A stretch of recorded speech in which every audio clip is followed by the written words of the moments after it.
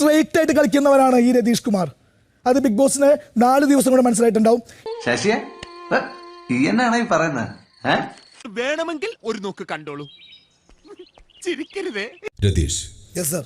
പ്രേക്ഷക തീരുമാനപ്രകാരം നിങ്ങൾ ഈ ബിഗ് ബോസ് വീട്ടിൽ നിന്നും പുറത്തായിരിക്കുന്നു. താനിപ്പോ എന്താ പറഞ്ഞ? പ്രേക്ഷക തീരുമാനപ്രകാരം നിങ്ങൾ ഈ ബിഗ് ബോസ് വീട്ടിൽ നിന്നും പുറത്തായിരിക്കുന്നു. അതിനോട് ആരാ പോന്നെ? അളയാ നിൽക്ക.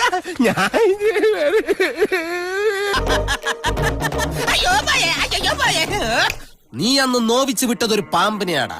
Flash back. ഞങ്ങൾക്കത് അത് ചെയ്യാനേ പറ്റുള്ളൂ, അല്ലാതെ ഞാൻ കിട്ടിയാണ് ഷോ.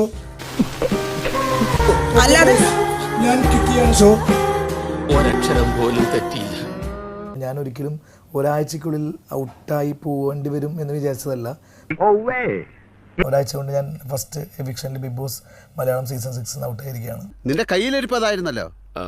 അതന്നത്തെ ചോരത്തിളപ്പിന് ഈ ബിഗ് ബോസ് 6 ഇങ്ങോട്ട് പോകുന്നപ്പോൾ മനസ്സിലായത്. കാരണം പണിയൊന്നും ഏറ്റില്ല എന്നുള്ളതാണ്. അത് കുഴപ്പമില്ല, എന്നാലും ഞാൻ ഹാപ്പിയാണ്, ഭയങ്കര ഹാപ്പി. നിനക്ക് ഇപ്പോഴും നല്ല വിഷമമുണ്ടല്ലേ? കുറേശ്ശെ. ഇപ്പോൾ യഥാർത്ഥ രതീഷ് എന്ന് പറഞ്ഞാൽ ഭയങ്കര എൻ്റെ ബേസ് എന്ന് വെച്ചാൽ നന്നായി സംസാരിക്കുന്ന ഒരു ടൈപ്പാണ് ഞാൻ. എൻ്റെ ബേസ് അതാണ്. അപ്പോൾ ഞാൻ നന്നായി സംസാരിക്കുന്ന ഒരാളാണ്. പക്ഷേ ഞാനൊരു ചൊറിയനല്ല, ഞാനൊരു കോമാളിയല്ല, അല്ലെങ്കിൽ ഞാനൊരു തരികടയല്ല. ഞാൻ എൻ്റെ വീട്ടിലും നാട്ടിലും നല്ല പേരുള്ള നല്ല ഒരാളാണ്. സത്യമാണോ ഈ പറയുന്നത്? സത്യം ആയില്ലെങ്കിൽ ഭഗവതിയാണ് സത്യം.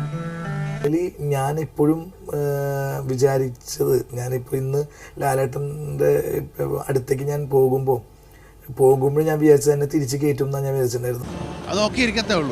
വോട്ടുകൾ ചെയ്ത പ്രേക്ഷകർക്കും വോട്ടുകൾ ചെയ്യാത്ത പ്രേക്ഷകർക്കും എല്ലാ പ്രേക്ഷകർക്കും എനിക്ക് നിങ്ങളൊരു അവസരം തന്നതിൽ ഒരുപാട് നന്ദിയുണ്ട്. കണ്ണീര് തുടച്ചിട്ട് കുറച്ചുകൂടി വിശ്വസിക്കാൻ തോന്നുന്നു.